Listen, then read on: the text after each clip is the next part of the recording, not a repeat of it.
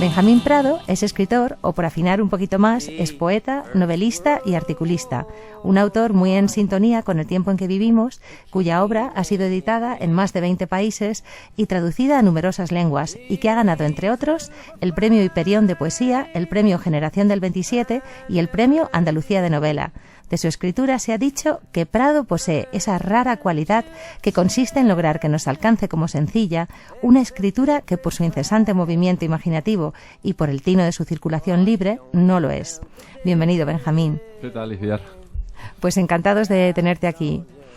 Y tú nos acompañas hoy porque tienes una suerte de amistad literaria con Carmen Laforet, lo podríamos llamar así. Siempre cuentas que Nada es uno de los libros que más te ha inspirado y que de alguna forma ha influido en tu carrera como escritor.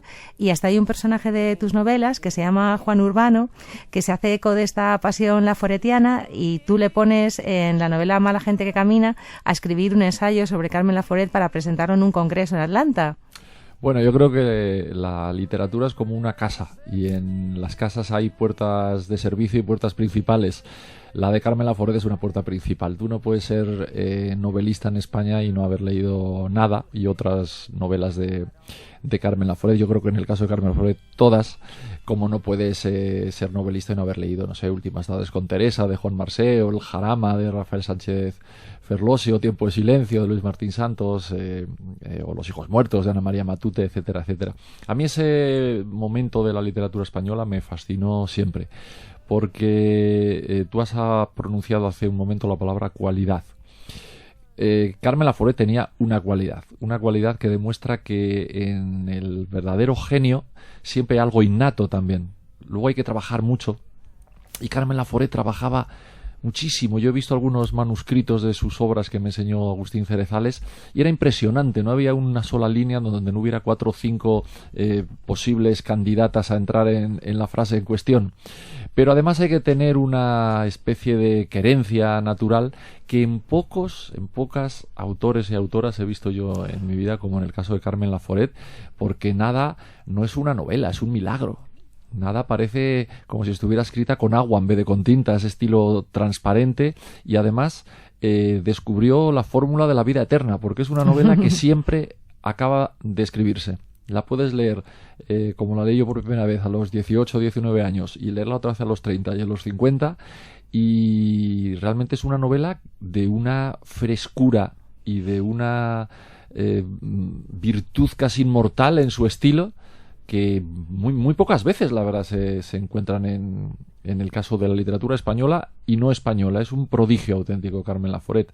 También creo que ella fue víctima, en cierto sentido, como escritora, de esta aparición fulgurante, porque mucha gente la da por leída con Nada. Grave error. Hay novelas de Carmen Laforet como La insolación que son deslumbrantes. Hay novelas cortas que son de una perfección difícil de encontrar, y yo invitaría a la gente que esté escuchándonos, en primer lugar, a que lean todos los libros de Carmen Laforet, porque no solamente Nada es el que merece la pena, los demás son todos. Estamos ante una de las más grandes, sin ninguna duda. Qué maravilla escucharte, y qué cierto lo que nos estás diciendo. Yo he hablado con más personas sobre la relectura de Nada y está totalmente, la mayor parte de la gente de acuerdo con lo que nos expresas.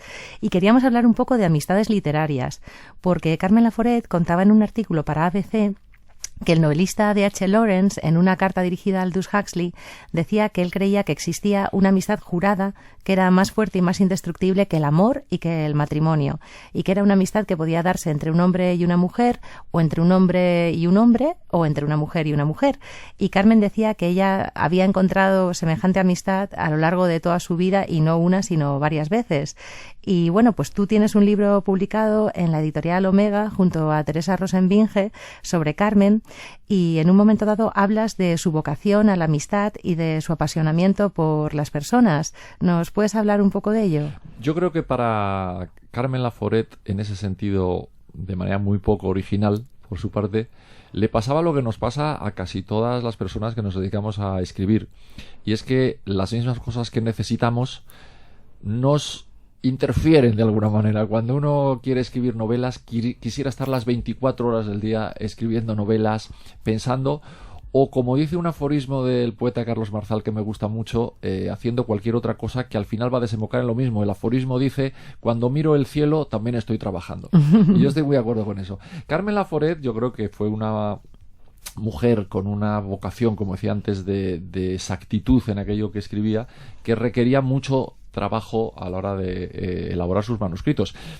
Esto hay que recordar que en la época en que Carmen Laforet escribía sus libros no teníamos internet, no teníamos ordenadores, no podía uno cortar y pegar. O sea, quiero decir que elaborar un manuscrito requería un trabajo físico grande. O sea, porque tú te equivocabas se equivocaban en un párrafo, y eso a lo mejor consistía en que había que volver a reescribir con papeles de copia de carbón 20 o 30 páginas. Ahora cortamos, pegamos y empezamos otra vez desde el principio, y lo que decíamos en el capítulo 7 lo ponemos en el 2 porque nos parece mejor, y no obligaba a un trabajo que entonces sí.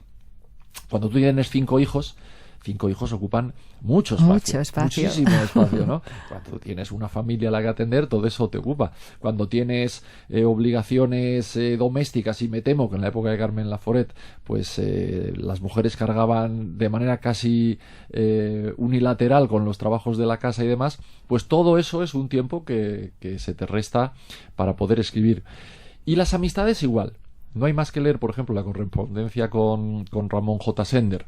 No hay más que leer su correspondencia con Elena Fortún. O no hay más que escuchar lo que cuenta de sus visitas en Roma a la casa de Rafael Alberti y María Teresa León, para darse cuenta de lo importante, de lo enriquecedor, a nivel casi de combustible literario, que era para ella tener esas relaciones que, insisto, si estabas en casa dedicándote a la familia, pues no las podías tener, o era más difícil. De manera que yo creo que a Carmen le pasó lo que nos pasa a todos, que sufrimos aquello que nos hace disfrutar también, ¿no? Porque la escritura es un trabajo muy, muy absorbente, sí.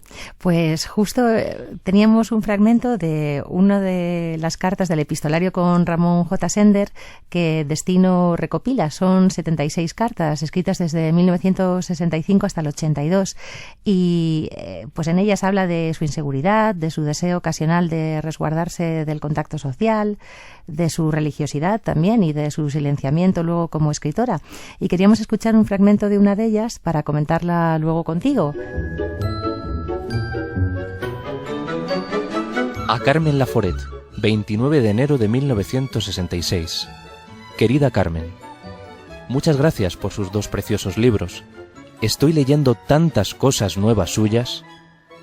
Además de ser usted una magnífica escritora, es una mujer buena, angélica, tanto mejor para su marido y sus hijos, y sus amigos y sus lectores, tanto mejor para todos. No deje de mandarme en el futuro los libros nuevos que publique. Yo le mandaré los míos también. Estoy leyendo sus novelas cortas. La prisa por poseer unidades enteras de su obra me hace ir a ellas antes que a las novelas largas. Y son de una finura exquisita. Sus libros han llegado hace 2 días. Cuando los termine, le volveré a hablar de ellos. Otra cosa me gusta mucho ver en ellos. Usted ama la vida como la vida es, lo que quiere decir que es feliz.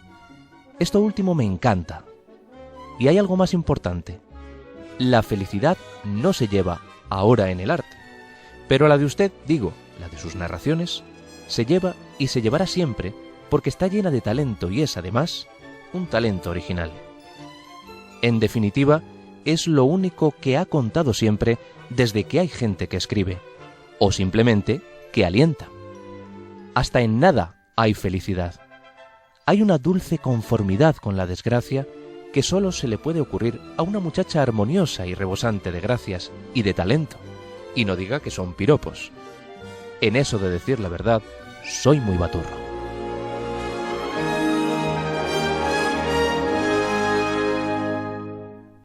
¿Qué te ha parecido este fragmento? Me encanta cuando dice aquello de que la vida es felicidad pura y el arte puede ser felicidad para ella.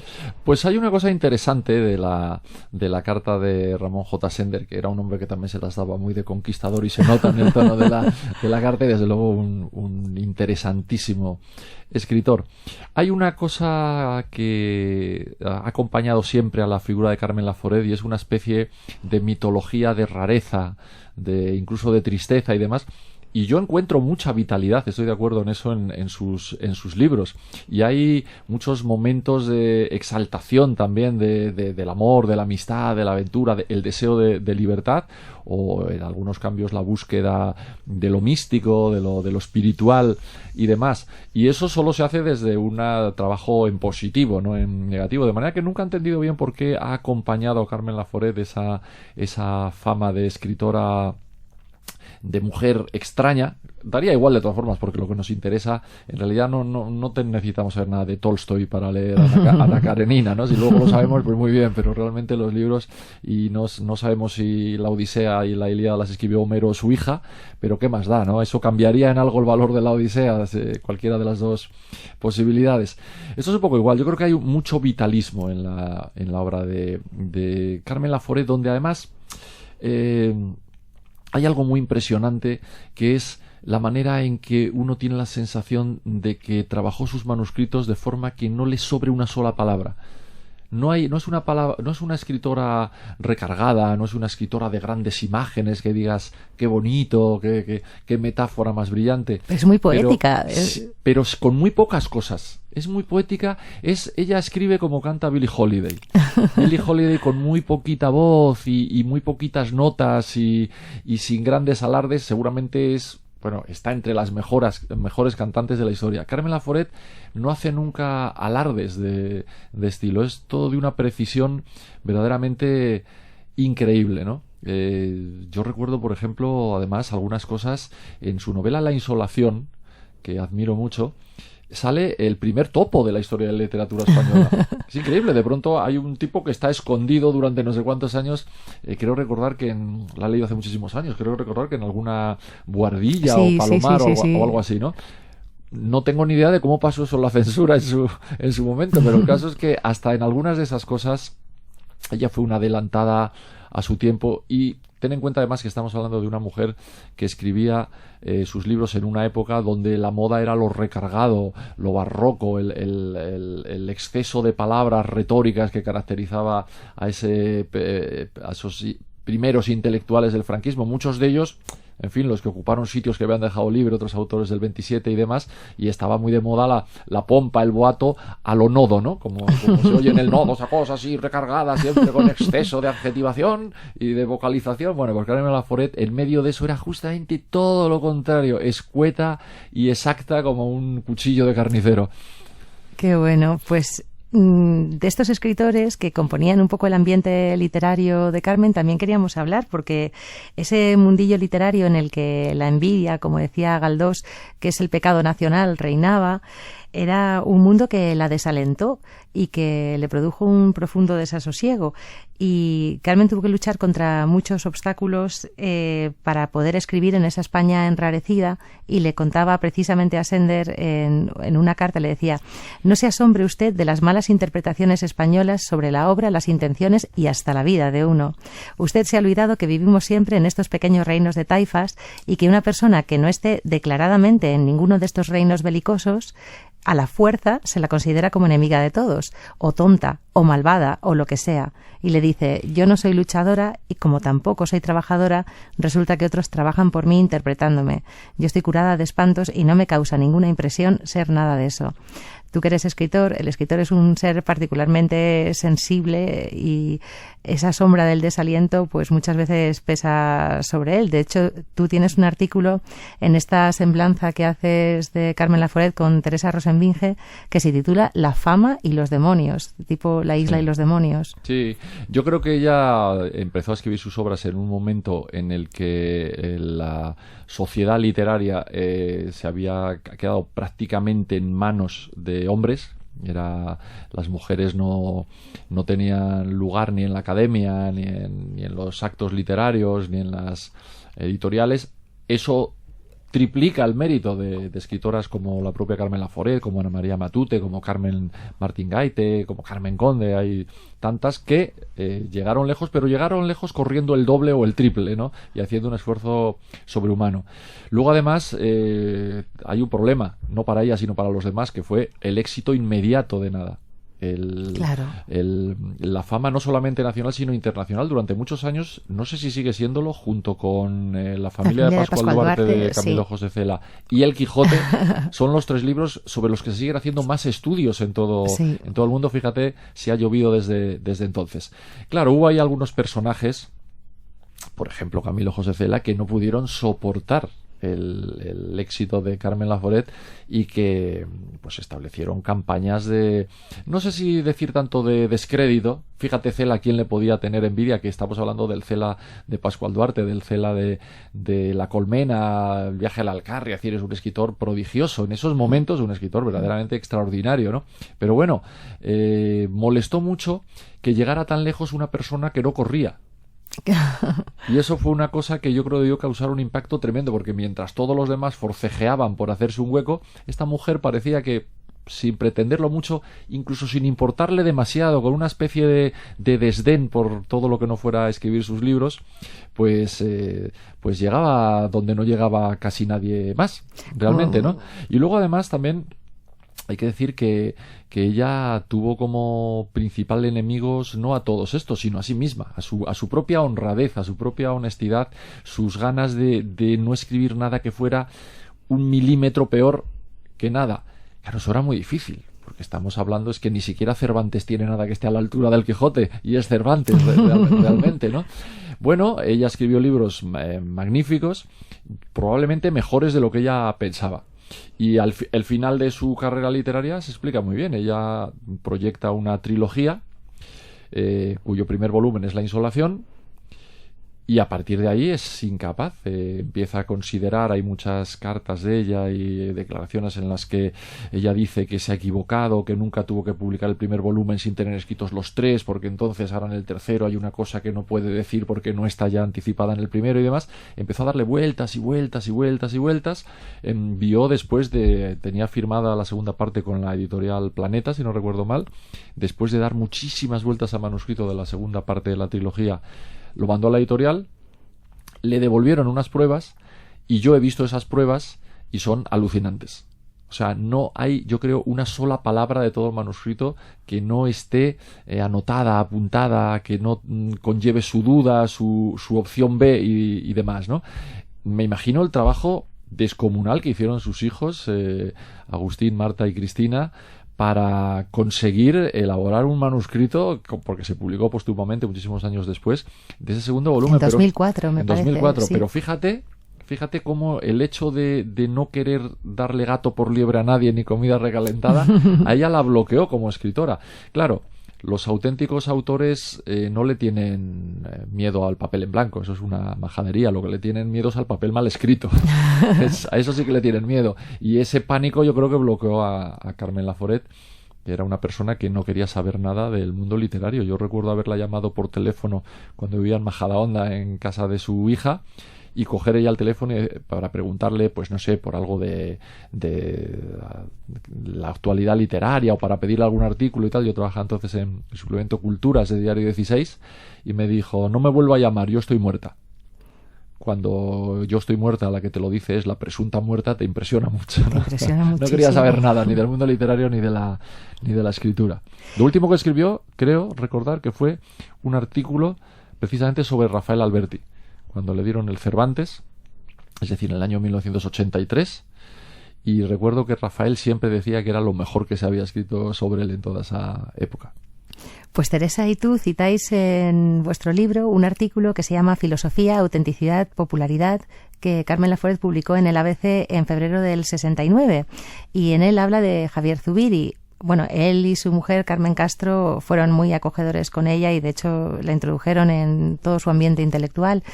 Y Carmen escribe en torno al éxito del libro de Zubiri sobre la esencia, que está batiendo todos los récords, que se ha convertido en un bestseller, que el autor de este libro no había aparecido ante las cámaras de televisión, ni había concedido entrevistas populares, ni tampoco no populares, y que no había hecho anuncio de ninguno de su libro, no había firmado ejemplares en público, sino que había elegido siempre la senda callada de los sabios. Y, sin embargo, vosotros en el libro proseguís escribiendo que hay una brecha muy significativa en esa especie como de campana blindada que Carmen establece para resguardarse, que es el diario que ella escribió en ABC durante los años 1971 y 1972, que tiene más de 60 capítulos y donde vosotros decís se encuentran de forma explícita casi todas las inquietudes y obsesiones íntimas de la autora. ¿Tú crees que con este diario nosotros podemos abrir algunas ventanas hacia el interior de Carmen Laforet? Yo creo que ella dejó muchas pistas, dejó muchas lucecitas encendidas, y no solamente en esos diarios, obviamente, ¿no? Porque ahí sí que expresa muchas de sus inquietudes, se ven algunos rasgos de su pensamiento feminista, también de su lucha, casi de su incomprensión por el hecho de que el género de una persona pudiera entorpecer o facilitar sus éxitos o sus fracasos. Pero en sus novelas también hay muchas cosas que tienen que ver con ella, aunque ella siempre lo negó todo, como la canción de Sabina. Y decía, por ejemplo, que nada, no tenía absolutamente relación ninguna con los retratos supuestos de la posguerra que se le atribuían, que el personaje de Andrea tampoco era autobiográfico en ningún sentido y demás. Pero hay detalles, por ejemplo, bueno, pues sobre peripecias biográficas como su estancia en las Canarias, ¿no? Ella escribe muchísimas cosas sobre las playas de las canteras y demás, donde, por cierto, hay un momento en el que se están bañando en la misma playa, separada probablemente por unos metros, ella y una de las escritoras que más le divertía leer, que era Agatha Christie. Agatha Christie era una escritora muy longeva, que decía con mucha gracia que se había casado con un arqueólogo, porque así cuanto más vieja era, más le iba a interesar a él, ¿no? Y Carmen Laforet era casi una niña, pero estaban las dos bañándose en la misma playa. No sé por qué ese detalle me ha impresionado mucho. Todas esas cosas las cuenta en el diario, pero las cuenta también en sus novelas, de manera que no es una escritora que se guarde... Bueno, de esas, porque un escritor de verdad nunca se puede guardar del todo sus emociones, sus sensaciones, sus sentimientos, sus puntos de vista. Por mucho que los quieras disimular, al final te salen por aquí o por allá. Yo creo que hay mucho de Carmen Laforet, de los libros de Carmen Laforet, y de hecho casi todo lo que conocemos de ella, porque tampoco, como bien dices, no es una mujer que se frecuentase mucho tertulias, ni medios de comunicación, ni se dejara ver a menudo. Al contrario, siempre que se podía esconder de una cámara, yo creo que se escondía, ¿no? De manera que lo que sabemos no lo sabemos, lo hemos deducido. Y está bien que sea, porque también esa especie de aura enigmática que envuelve a Carmen Laforet, al final, bueno, pues es también un imán que te lleva hacia ella, ¿no? Quieres saber todo el rato más cosas. Ahora acaba de publicarse un libro de... El de Agustín. El que hay... Carmen Laforet vista por sí misma. Un libro realmente, yo creo, muy importante para los lectores de Carmen Laforet, porque está hecho por Agustín, que la conoce... Sí, como sus hermanas mejor que nadie, porque tiene una documentación gráfica bárbara, brutal, fotos y fotos. Yo he disfrutado muchísimo viendo, porque Carmen Laforet, para mí por lo menos, es un ser real, pero también es un icono. Como es un icono el Bob Dylan de las gafas negras, ya que mencionabas a Bob Dylan antes, para mí la Carmen Laforet joven de la melenita y la cara a lo Katharine Hepburn es una especie... Guapísima. Siempre guapísima.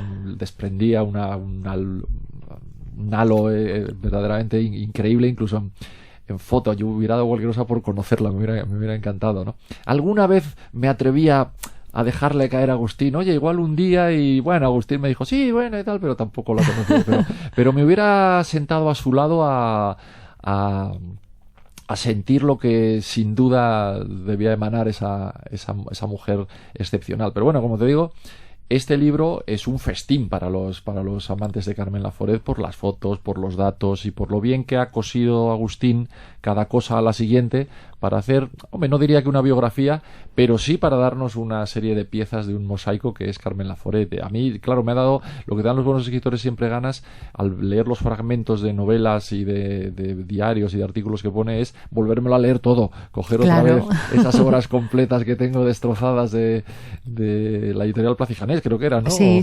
O igual Planeta, no me acuerdo, ¿no? Esas obras completas en un Destino, tomo. sí. Y bueno, volvérmelo a leer todo, eso es de lo que me da ganas. Animamos a los lectores desde aquí a que se hagan con un ejemplar de este libro de Agustín Cerezales, el libro de Carmen Laforet vista por sí misma, porque merece la pena. Y ahora que has mencionado el componente autobiográfico o no de algunas de sus novelas, claro, la vocación, la vida intelectual, la vida creativa se articula, pues eso, a partir de las vivencias que se funden a menudo con lo literario. Y la propia naturaleza del escritor es una fuente que no deja de ser fecunda para extraer anécdotas o personajes. De hecho, Manuel Cerezales, periodista, crítico literario, el marido de Carmen Laforet, llegó a un acuerdo con ella tras su separación para que Carmen no escribiera sobre él, porque le asustaba que tomase material del matrimonio para un futuro libro.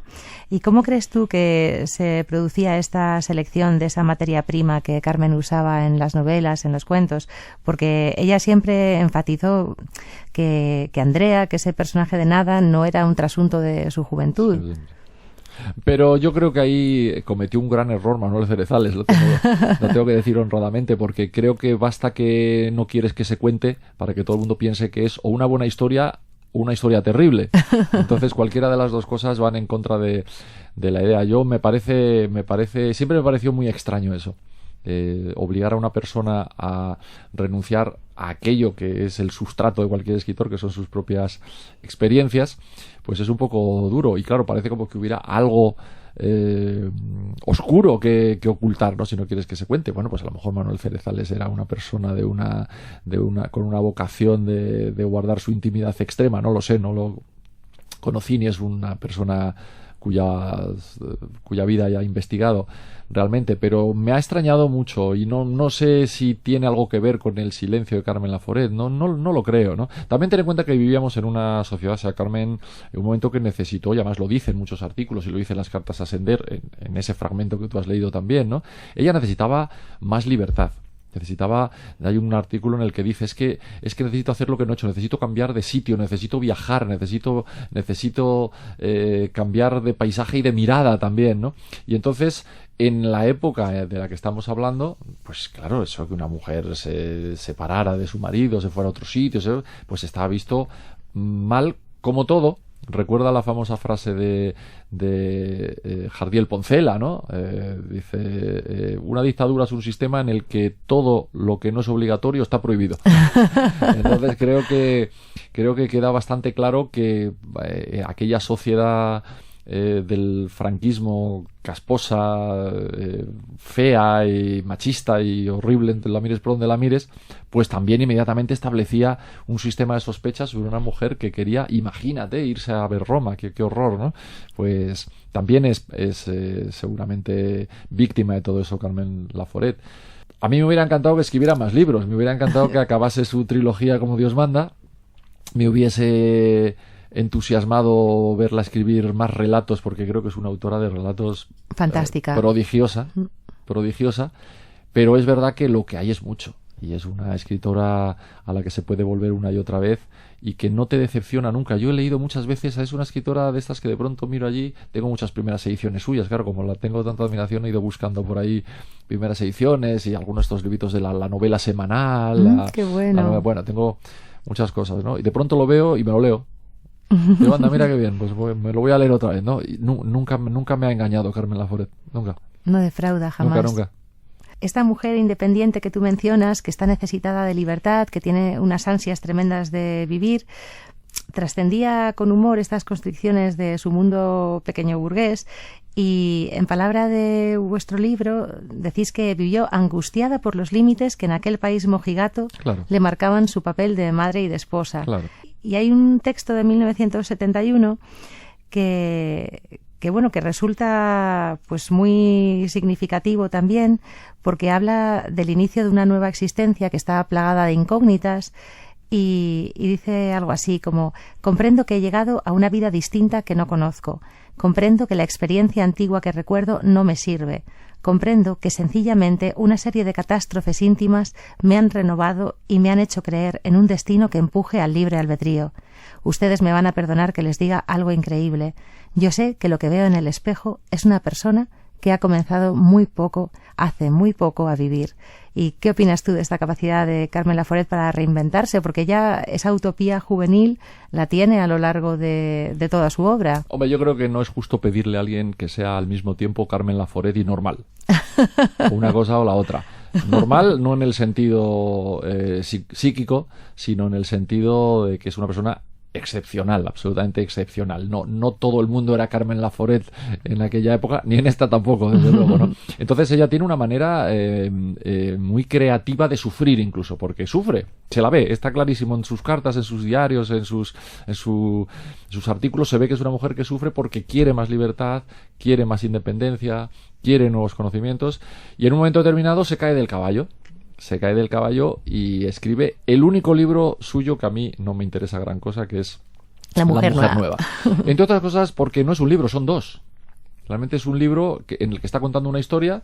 De pronto un día ella lo contaba claramente, que un día entra en una iglesia y ve a Dios. Bien, perfecto. Hay mucha gente que necesita de la fe para seguir adelante, no tengo nada que añadir. Pero sí lamentar que eso la llevara primero a convertir esa novela en un manuscrito que de pronto deja de ser lo que era, se convierte en otra cosa y no se entiende ninguna de las dos, y que la obligó a, como digo, a escribir el único libro suyo que no me parece redondo. Luego se vino arriba otra vez y escribió La insolación, con lo cual se ve que fue algo episódico. Pero es verdad que cuando uno a veces recurre a lo místico, recurre a lo religioso, recurre al más allá, es porque el más acá a lo mejor no te da lo que buscas. Estás buscando más lejos lo que no tienes más a mano, de alguna forma, sobre todo cuando la caída del caballo, como digo, es tan evidente porque la cuenta ella, no lo cuento yo, lo cuenta ella, ¿no? Entonces es evidente que Rosage necesitaba pues otras cosas, y también es evidente que es una persona que, sin hablar de iglesias o campanarios, era una persona que tenía un grado de misticismo, eso se ve en todos sus libros desde el principio. Es una persona muy espiritual, es una persona, sí, es que yo creo que se le ve hasta en la cara, hasta su manera, no se parece a nadie. Tú ves las fotos de Carmen Laforet con otra gente en la época, bueno, quizá Ana María Matute era la otra que tenía así una pinta como de actriz del antiguo Hollywood, ¿no? Pero se la ve algo especial incluso en foto. Es una cosa verdaderamente increíble. Como te decía antes, un icono. Claro, pues esa búsqueda de la espiritualidad la lleva a hacer algunas incursiones, por ejemplo, en la filosofía oriental, en el gnosticismo, porque, bueno, tenía esa preocupación. En la poesía también, aunque no la escribió, pero sí que la leía, según Rafael Alberti, muy bien. Y recogéis en vuestro libro algunas anécdotas que son curiosas, como por ejemplo cuando ella va a visitar una casa encantada porque pues quiere saber un poco más de esas cosas ultraterrenas, o cuando se encuentra, por ejemplo, en un momento místico en su casa con los escritores de H. Lawrence y Aldous Huxley, que no sé si están sentados en un sofá pero estas cosas así también son humorísticas un poco para ella, ya las trata con... Pues no lo sé, la verdad, no sé si eran humorísticas o eran experiencias reales que tuvo, o son ensoñaciones, o son maneras de contar las cosas que tiene, porque a veces uno confunde lo que está buscando con lo que ha encontrado, puede ser, ¿no? Pero en cualquier caso creo que sí que marcan un rasgo muy importante de su carácter, y lo que más nos importa a nosotros, un rasgo muy importante de su literatura. Es una literatura que no se conforma con la mera descripción, con la mera aventura, sino que va más allá. Es muy perspicaz. La misma nada, esa confluencia de caracteres que se juntan en esa pequeña casa de la calle Aribau, pues en fin, ella decía que no era un trasunto de la posguerra, bueno, lo que tú quieras, pero es verdad que hay una indagación psicológica desde su primera novela muy importante en los personajes. No son novelas en las que se cuenta una peripecia, hay un argumento y una trama y demás, sí, pero además de eso hay evidentemente un buceo psicológico en los personajes, en lo cual, por cierto, también es bastante adelantada a cosas que se hicieron luego mucho después. Quiero decir, si me dices a quién se podía parecer más Carmen Laforet en esa época, desde luego mucho más o él a ella a un Martín Santos que a un Cela. Iba más por ese, pero claro, es que Martín Santos era psiquiatra. Entonces a lo mejor por ahí podemos entender algo también, ¿no? ¿Y a los extranjeros? Si tú tuvieras que compararla con autores extranjeros, ¿tendría así un puntito psicologicista a lo Dostoyevsky? Fíjate que no se me había ocurrido pensar nunca en eso, pero me lo has dicho inmediatamente. He pensado en poetas, he pensado en Sylvia Plath, he pensado en Anne Sexton, he pensado en mujeres que también expresaron en sus poemas muy bien el conflicto de ser una mujer de la época que tenía que ocuparse, como te decía antes, de manera casi unilateral de casa, familia y demás, y además una escritora. Eso está mucho hay un verso terrorífico de Sylvia Plath que dice: soy yo misma, no es bastante. Es terrible, ¿no? Si lo piensas, es un verso espantoso, ¿no? Muchos de los poemas de Anne Sexton, escritos, por cierto, por recomendación de su psicólogo, que le dijo: ¿por qué no intentas verbalizar esto? Y resulta que apareció una de las mejores poetas del siglo XX. Es curioso, me lo has dicho, y según me lo has dicho me han caído encima en una mano Anne Sexton y en la otra Sylvia Plath. No he pensado en narradoras sino en poetas. Lo que pasa es que la benignidad de la vida de Carmen Laforet contrasta con pues la de Anne Sexton, o más trágicamente todavía con la de Sylvia ¿Tú crees Plath? que hubo benignidad en la vida de Carmen Laforet? Yo creo que hubo por lo menos las dos cosas, ¿no? Sí. Por ejemplo, leyendo sus cartas, que son muy atormentadas con Lili Álvarez, la tenista. Sí. Que es la que le lleva un poco a ese misticismo. Y la que ha llegado también a las conclusiones sobre la posible identidad sexual de Carmen Laforet, que bueno, la verdad que sinceramente me importan poco, ¿no? A mí tampoco. Por no decir que no me importan nada, ¿no? Pero sí que ha surgido de ahí, de sus cartas con Lili Álvarez o con Elena Fortún, ¿no? Las cosas que a mí me sorprende mucho leyendo las cosas que le cuenta Elena Fortún, a quien no conocía básicamente, pero con quien sentía una identidad literaria por el personaje de Celia. Claro. Entonces te das cuenta hasta qué punto para Carmen, como para todos los lectores, porque bueno, la gente que leemos de manera frecuente, o en mi caso de manera total casi, ¿no? Pues llega un momento en que, bueno, tú entiendes que la realidad está hecha también de seres de ficción, y que muchas de las cosas que sabes sobre lo que llamamos personas reales las has aprendido en personajes hechos de tinta y papel, de alguna manera. Creo que eso se nota mucho en las cartas, por ejemplo, con Elena Fortún, y también, por cierto, en las de Ramón J. Sender. Pues hay una faceta de Carmen Laforet que quizás no se ha tratado tanto, que es el sentido del humor de ella, porque, bueno, tiene un montón de anécdotas. Por ejemplo, una con Gertrude Stein, con la novelista norteamericana. Le dice a sus hijos de una idea que se le ocurrió a Gertrude y que ella quiere copiar, que es pasar temporadas en las casas de campo de los ricos para hacerles retratos literarios. Y ella concluye en su caso que es totalmente irrealizable, porque ningún millonario querría pagarle el trabajo después de ver su retrato literario hecho por ella. Pero ella tenía una especie de autocrítica humorística, también una capacidad para la ironía, que quizás no se ha estudiado suficientemente. Bueno, el 99% de las fotos que ves de Carmen Laforet se está riendo. En todas se está riendo. Hay muy pocas fotos de ella, incluso las de ella un poco más mayor, que yo había visto muy pocas, he visto ahora en el libro de Agustín. Es una persona con risa, debía ser una persona con risa muy fácil, ¿no? De manera que, bueno, eso nos puede orientar.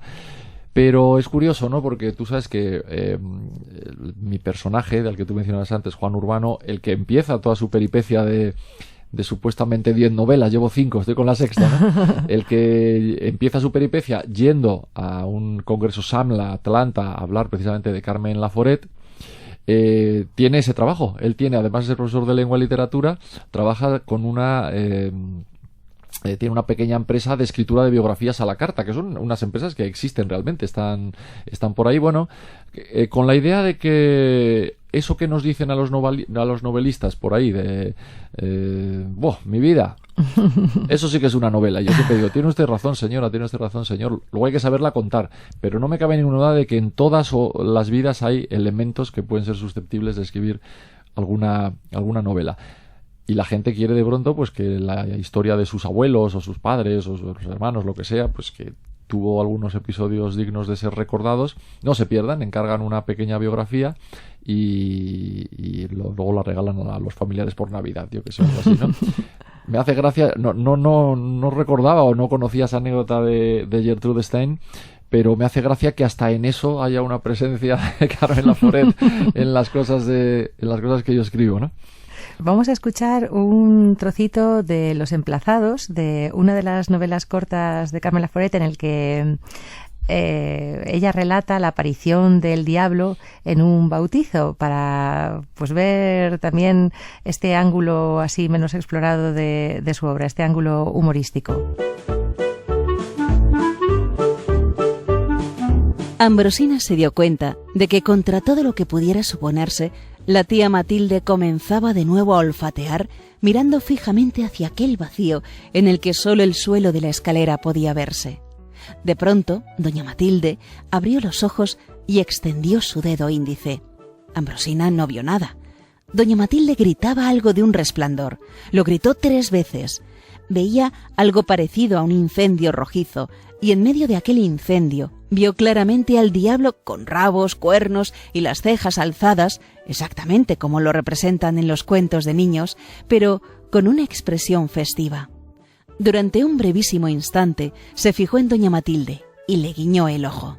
Los invitados de la escalera vieron solamente que doña Matilde salía de su casa dando gritos y que caía redonda en brazos de su sobrina. Se armó un gran revuelo y todos acudieron a socorrer a la accidentada. El joven militar, que era forzudo, tomó en sus brazos a la vieja y la depositó en la cama. Cuando doña Matilde volvió en sí, después de oler vinagre, creyó que su alcoba, llena de gente, era el infierno. Gritó que quería confesarse y luego contó muchas veces y muy deprisa lo que había visto. Al comprender que nadie la creía, lo contó de nuevo, llorando. Y al fin, los invitados a la merienda del bautizo la dejaron en manos de un médico que, detrás de su bigote y de una limpia barba entrecana, tenía un aire muy fastidiado, en pleno ataque de nervios. En la escalera, una vez desvanecido el dramatismo de la situación, empezaron a estallar las risas de los testigos de aquel suceso. Luego hablan de los pueblos, hombre, pero lo que hay aquí es más ignorancia que la que se puede encontrar en nuestra tierra. Allí, si una vieja de estas beatas suelta eso del diablo, la empluman. Ya lo creo que la empluman. El diablo se retiraba ya de puntillas, después de reírse al oír comentar una vez más la aventura de la beata. Quizá no debí permitirme esa travesura con mi muy querida amiga Matilde, pero siempre me olvido de que mis mejores seguidores no creen en mi existencia y la malaventurada vieja no creía. Frunció el ceño. A ver si con esa impresión que se ha llevado se me convierte a última hora. Sería yo un diablo imbécil.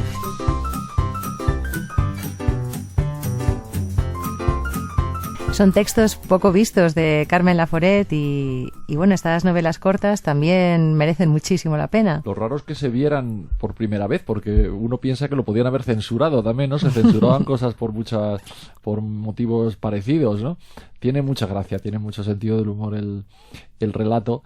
Y la conclusión final, pues, tiene su miga, ¿no? Es decir, al final son los que no creen en mí, son mis principales seguidores, los que me niegan, ¿no? O sea, como para pensar, es muy raro leer algo de Carmen Laforet y que, aparte de que te guste más, menos, o esté entre tus favoritos o no, no te deje algún tipo de duda, ¿no? Y claro, los buenos libros no dan respuestas, suscitan preguntas, ¿no? Y los suyos todos.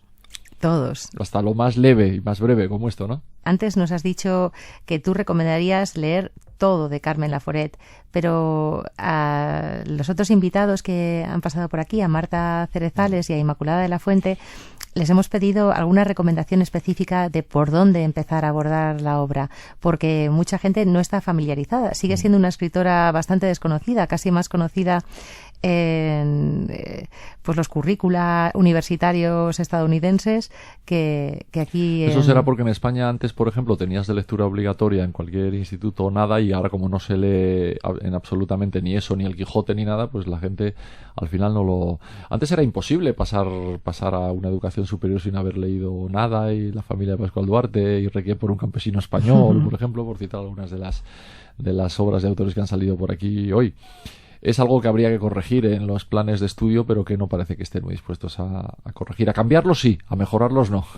Entonces creo que Carmen Laforet es una autora de la que obviamente claro, hay que leer nada, no tiene, eso lo habrá dicho todo el mundo, pero a mí su segunda novela, La isla y los demonios, me parece extraordinaria. La insolación, ya lo he dicho, me parece una obra en la que ya están muchas cosas que después van a escribir autores de la generación del 50. Hay algo de Juan Marsé en esa novela, también podría haberlo, ¿no? De Juan García Hortelano y demás. Y algunas de las novelas breves, ¿no?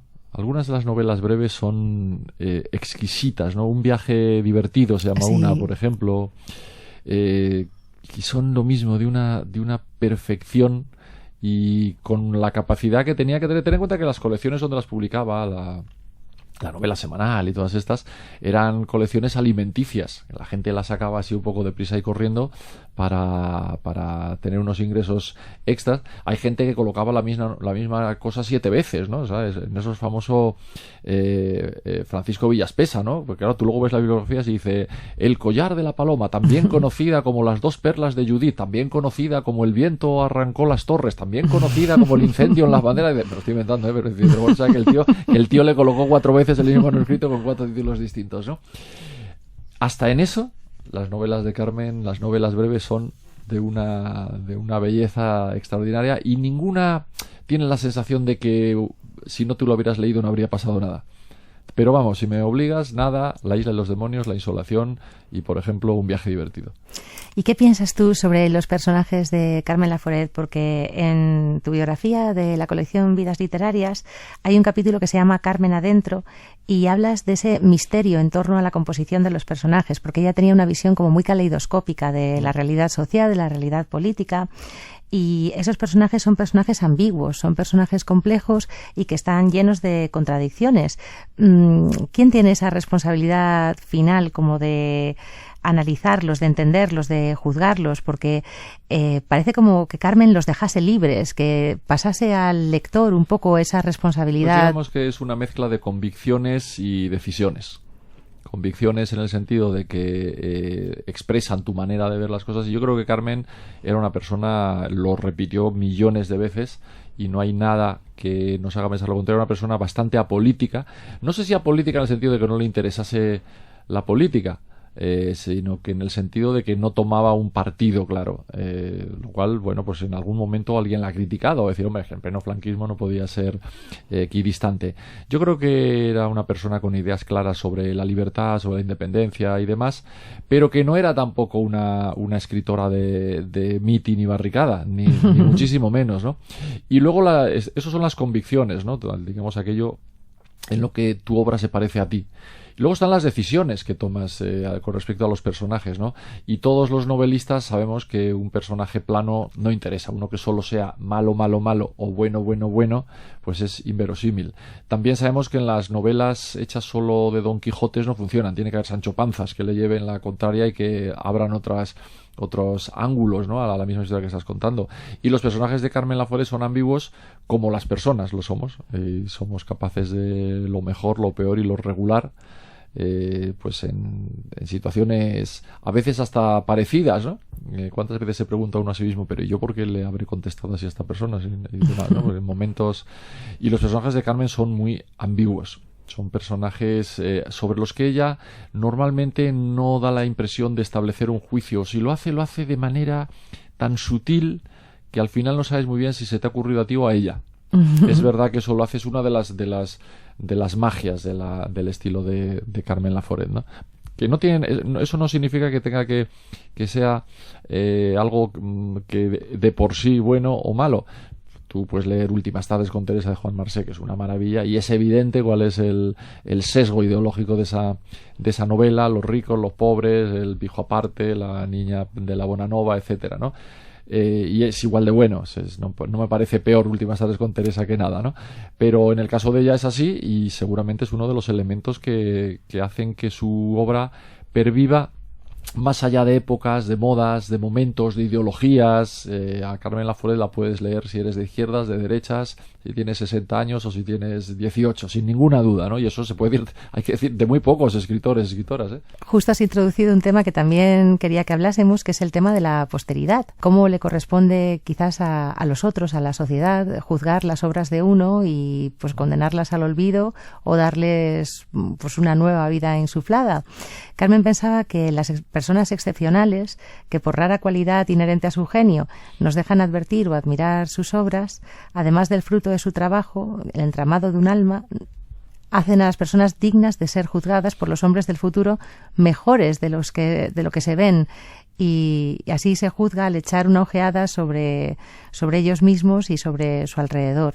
Así que ella no asumía ese genio que proyectaba en otros. Ella pues no se hacía pues cábalas de que fueran a durar sus obras para muchas décadas, pero tenía unas respuestas muy interesantes al hilo de la fama, del dinero y de la gloria, y vamos a escucharlo en sus propias palabras. Tenemos un corte de audio del archivo sonoro de Radio Televisión muy interesante. Entre la fama y el dinero prefiero el dinero, aunque sea muy poco, porque lo creo el fruto de mi trabajo, del único trabajo que sé hacer y de todo mi esfuerzo, y creo que es justo que se me dé.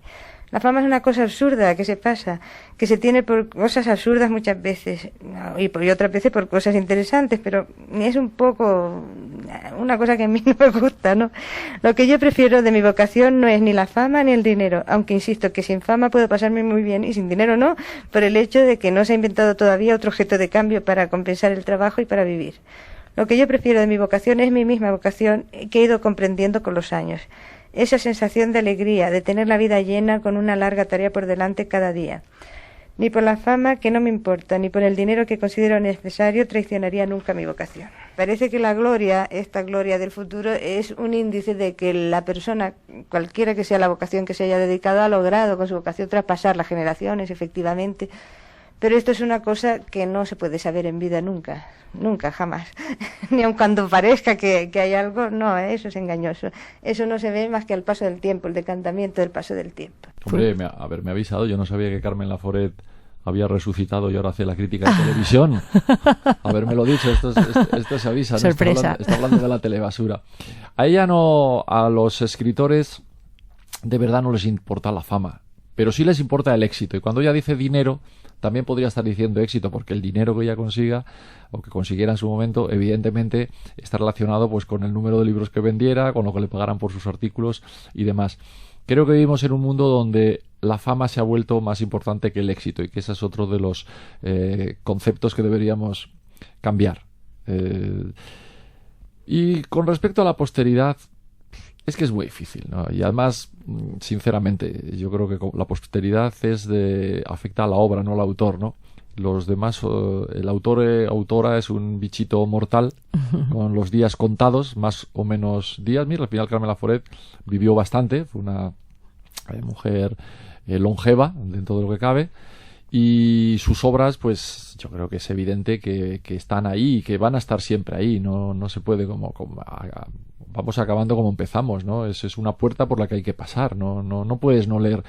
Puedes no leer otras cosas, pero no puedes no leer nada. En los dos sentidos me valdría la frase, ¿no?